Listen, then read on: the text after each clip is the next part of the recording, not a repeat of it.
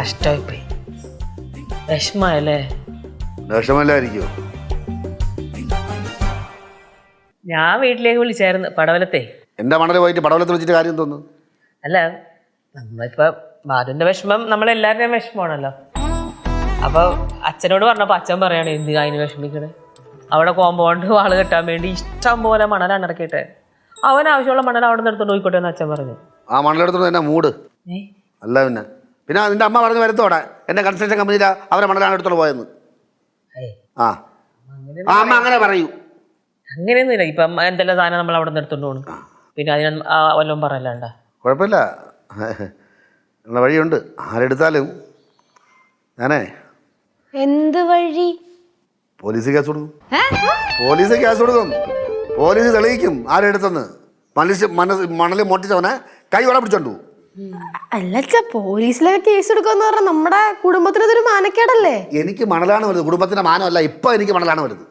ബാലുച്ച case കൊടുത്താൽ പോലീസുകാർ നമ്മുടെ കുടുംബത്തിൽ കയറി നിരങ്ങി അന്വേഷിക്കും. അങ്ങനെയൊന്നുമില്ല. പോലീസുകാരെ മാന്യന്മാരാണ്. അവർ വരും, കള്ളനെ പിടിച്ചോണ്ട് പോകും, എനിക്ക് നീതി കിട്ടുകയും ചെയ്യും.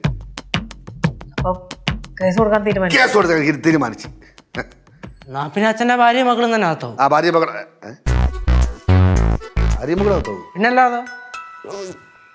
അപ്പൊ നിങ്ങളെടുത്തത് ആര് മണ്ണെടുത്തത്? കിടിക്കണ നിനക്ക് മണല്? അത് പിന്നെ നമ്മൾ ഈ അലക്കലുണ്ടല്ലോ കുറെ നാളെ പൊട്ടിപ്പൊളിഞ്ഞ് കിടക്കണത്. അതിനകത്ത് പഴുതാരൊക്കെ കരുന്നിട്ട് അവിടെ അലക്കാനൊന്നും പറ്റണില്ല. ഞാൻ എന്ത് ചെയ്തു, അവിടെ മണൽ വെറുതെ കിടക്കണമെന്ന് വിചാരിച്ചിട്ടാണ്. വളരെ ആവശ്യമുള്ളതെങ്കിൽ എടുക്കില്ലായിരുന്നു. ഞാൻ ദൈവനെ കൊണ്ട് കുറച്ച് സിമെന്റും മഴമിച്ച് ആ മണലൊക്കെ കൂട്ടിക്കൊഴിച്ച് അവിടെ അത് വൃത്തിയാക്കി വെച്ചിട്ടുണ്ട്. ഇപ്പൊ ഇനി പഴുതാരൊന്നും അറിയാമോ? അറിയില്ല, ചെയ്തത് പഠിച്ച്. എന്നെ മണൽ നിനക്ക് ചെയ്ത് പഠിക്കാനില്ലേ? അല്ലല്ല, ബാലു ചെയ്യാത്തോണ്ട് ഞാൻ ചെയ്തതാണ്. അല്ലെങ്കിൽ ബാലുവിനെ കൊണ്ട് ഇല്ല, ഞാൻ കുറച്ചെടുത്തുള്ളൂ. അല്ലച്ചാ അത് കഴിഞ്ഞപ്പോഴേ അമ്മയുടെ മേടിച്ച സിമെന്റ് കുറച്ച് ബാക്കി ഇരിപ്പുണ്ടായിരുന്നേ. ഞാൻ അതെടുത്ത് കുറച്ച് മണലും കൂടെ ചേർത്ത് ഒരു ഫിഷ് ടാങ്ക് ഉണ്ടാക്കാൻ നോക്കി.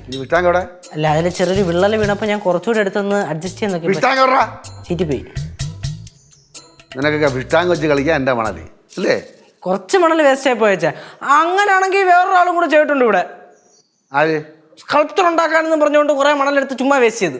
ലച്ചുവേ കൺസ്ട്രക്ഷൻ കമ്പനിയിൽ കൊണ്ടിറക്കാൻ വേണ്ടി ഞാൻ ഇവിടെ എളുപ്പത്തിൽ ഇവിടെ കിട്ട മണലാണ്. അത് കണക്കും കാര്യങ്ങളൊക്കെ ഉണ്ടായില്ലേ? ഞാൻ കുറച്ചെടുത്തോളൂ. ഇതേ അച്ഛന്റെ 4 ചട്ടി മണല് ഇവള് വെള്ളം പ്യൂരിഫൈ ഉള്ള എക്സ്പെരിമെന്റ് ചെയ്യാൻ വേണ്ടി എടുത്തായിരുന്നു. അതൊന്നും ഈ കണക്കിപ്പെടൂലടാ. 4 ചട്ടിയുടെ പകുതിയുള്ള അച്ഛാ. ഇവരെല്ലാവരും എടുത്ത് വെച്ച് നോക്കുമ്പോ വളരെ കുറച്ച് മണലേ ഞാൻ എടുത്തിട്ടുള്ളൂ. ഇക്കാലത്ത് മണലിന്റെ വില എന്താണെന്ന് എനിക്ക് അറിയാമോ? എക്സ്പെരിമെന്റ് ലാഭമാണ്. കെമിസ്ട്രി വല്ല ലാഭമല്ലോ ആണെന്ന് എക്സ്പെരിമെന്റ് ചെയ്യാൻ. അല്ല ഞങ്ങൾ വിചാരിച്ച ആ മണൽ ആവശ്യമില്ലാത്തതാന്ന്.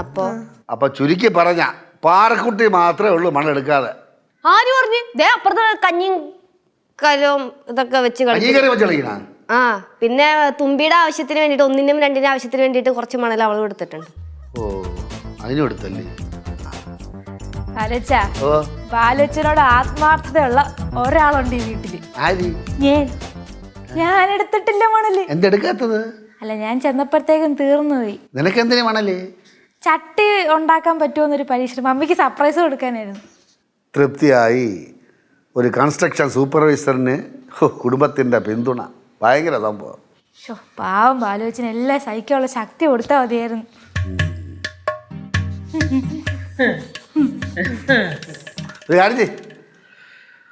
ആ മണലിന്റെ വില അഞ്ഞതാ നീ തരണം. ആ മണലിന്റെ വില നീ തരണം. എന്താ ഇന്നത്തെ വിലയിട്ട് ഈ വില തരണം. അങ്ങനെ. എന്നാ പിന്നെ ഒരു കാര്യം ചെയ്യാം. ഈ എടുത്ത ചട്ടി മണലുകൾ എല്ലാം കൂടി കൂട്ടിയിട്ട് എത്രയാകുമെന്ന് അങ്ങോട്ട് പറ. അത് ഞാൻ ഇന്നത്തെ പത്രം നോക്കിയിട്ട് ഇന്നത്തെ മണലിന്റെ വില എന്താണെന്നുള്ളത് ഞാൻ പറയാം. അപ്പൊ തന്നാ മതി. അത് എനിക്ക് തരാൻ കുറേ ഇങ്ങനെ കിടക്കണ്ടല്ലോ ഹിമാലയം പോലെ. അതിൽ നിന്ന് അങ്ങോട്ട് കുറച്ചോ. ക്ഷമിക്കുന്നതിനൊരു അതിരുണ്ട്. വിഷമിക്കൊന്നും വേണ്ട. കുടുംബത്തിന് വേണ്ടിയിട്ടാണെന്ന് ആലോചിക്കുമ്പോ സന്തോഷം കിട്ടും.